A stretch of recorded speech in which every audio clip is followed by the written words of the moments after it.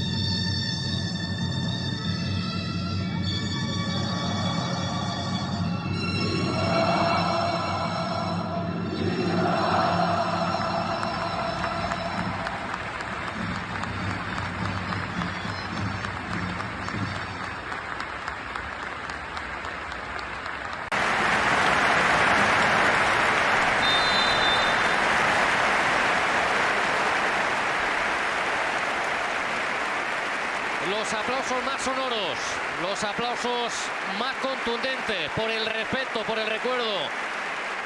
por la emoción, por la vida, porque hoy en Mestalla se juega por Albal, se juega por Aldaya, se juega por Algemesí, por Alginet, por Benetúser, por Carlet, por Chiva, por Picaña, por Turis, por Utiel, por Alfafar, por Alcudia, por Massanassa, por Paiporta, por Sedaví, por Alacuás, por Letur, por Mira y por todos aquellos lugares más afectados por la dana que en el último mes nos han encogido a todos el corazón, pero que han sacado también el lado más humano.